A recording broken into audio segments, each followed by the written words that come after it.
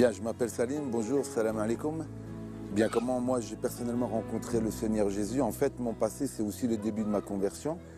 Du fait que je suis né dans une famille algérienne, musulmane, pratiquante. Et puis, c'est un grand drame, en tout cas dans ma vie, qui a commencé que les choses ont pris une grande importance. J'ai perdu mon père et ma mère le même jour, la même nuit, en allant en vacances en Algérie. Je suis chaoui de Khenchela et la mort de mes parents a été une catastrophe pour moi, un drame. J'ai vécu donc dans un orphelinat pendant des années et c'est dans cet orphelinat que j'ai compris que la solution de l'homme ne pouvait pas répondre à mon problème. Puisque les gens, les éducateurs spécialisés, les assistantes sociales, les psychologues, essayaient de donner une réponse à mon problème et je me suis aperçu qu'en fait, ils vivaient exactement le même problème que moi et donc ils ne pouvaient pas avoir la réponse. J'ai compris que le fait de s'appeler Salim pouvait parfois avoir des portes fermées ou des portes ouvertes. Et ça m'a mis une haine en moi, une amertume en moi. À la recherche d'un père, je trouvais plus d'obstacles dans ma vie d'enfant et d'adolescent. Et puis très vite, j'ai rencontré un homme qui m'a parlé de la Légion étrangère. Et la particularité de cette Légion qui regroupe 10 000 hommes, c'est qu'il y a toutes les nationalités. Et je me suis retrouvé très vite dans un endroit où je me sentais très bien.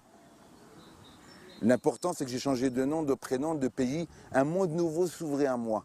Une possibilité de pouvoir m'affirmer, de pouvoir être quelqu'un et être reconnu non pas pour ce que j'étais, mais pour ce que j'étais capable de faire. J'ai fait des opérations qui m'ont amené à découvrir le monde. Djibouti, la Libye, le Tchad, le Liban en particulier, lors du massacre de Sabra et Shatila.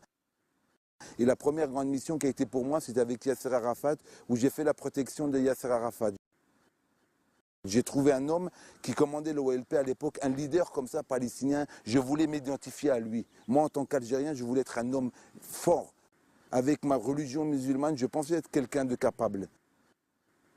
Et puis très vite, les choses faisant, je suis parti à la guerre du Golfe. Et mon premier contact avec l'évangile, c'est lorsque je faisais la protection du général Janvier. Il y avait un homme, un Espagnol, il était chrétien de nom. Et aussi par son témoignage, jamais il m'a parlé de Jésus. Mais son comportement m'a beaucoup bousculé. Et un midi, alors qu'on devait manger le repas, cet homme s'est abstenu de manger. Et en tant que commandant, je lui ai dit quel est le motif de son refus de manger avec nous. Il m'a dit qu'il jeûnait, qu'il priait pour que Dieu nous préserve de la mort. Et cette parole, elle m'avait subjugué. Toute la nuit, ça m'a travaillé. Je suis parti en hélicoptère avec le général Janvier. Et là, un missile irakien, il est venu s'abattre sur l'hélicoptère. Et puis, l'hélicoptère n'a pas été touché. On s'est posé en catastrophe donc sur le territoire. Et puis, c'est la première fois où j'ai vu que la prière d'un homme sur la terre, elle a été exaucée par un Dieu vivant. Ma foi faisant, j'étais interpellé par cet homme-là. En fait, je réalisais que sa présence à mes côtés m'apportait la paix. Son comportement, pour moi, était exemplaire. Je suis rentré en France, j'ai fini la Légion et je devais partir comme mercenaire à Sierra Leone. Et là, je tombe en contact d'un couple chrétien, des gens qui vivaient leur foi. C'était très difficile pour moi d'accepter leur foi, parce que leur point central, en tout cas, de leur vie, c'était Jésus. Et moi, je n'aimais pas Jésus. Un, parce que c'était un sauveur pour l'Occident et pas pour moi. Et deux, parce qu'il était juif. Et personnellement, pour être vrai avec vous, j'avais un grand problème avec Israël. Et je ne voulais pas que mon sauveur soit un juif. Moi, j'aurais préféré qu'il s'appelle Mohamed, ou la Slimane, ou la Salim. Mais Jésus, sauveur, en tant que juif, c'était très difficile.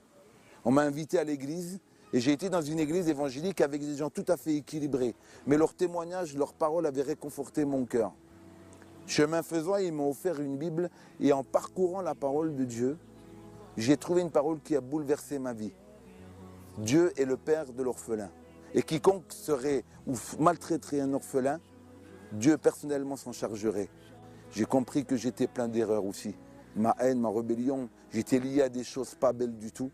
Mais laissant la parole toucher mon cœur, laissant Dieu me guérir, apaiser mon âme, j'ai trouvé un père qui m'aimait, alors qu'à la Légion, 10 000 soldats et 10 000 frères d'armes, je n'ai pas pu trouver un père.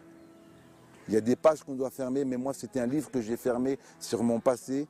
Et ma vie d'aujourd'hui, elle est centrée sur un Dieu vivant qui jour après jour m'amène à aimer celui qui me hait. Parce que j'ai compris qu'après 18 ans de guerre, la seule arme qui peut toucher un homme, c'est l'arme de l'amour. Étant orphelin de père et de mère, en fait, le vrai orphelin, c'est pas tant Salim. Le vrai orphelin, c'est celui qui n'a pas contact avec son père. Ce Dieu qu'on peut appeler Père, nulle part, dans aucun autre livre, on peut appeler Dieu Père.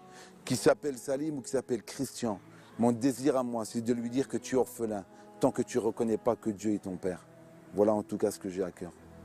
Père de grâce et d'amour, je bénis ton nom, pour l'endroit où je suis dans ce pays de la France, mais aussi pour tous ceux qui sont orphelins dans ce monde. Seigneur, tu m'as donné et tu m'as fait grâce de pouvoir te rencontrer en tant que Père. Nul autre n'est semblable à toi. Je te bénis, Père, de ce que tu vas faire à travers tous ceux qui confessent que Jésus-Christ est Sauveur. Dans le nom de Jésus. Amen.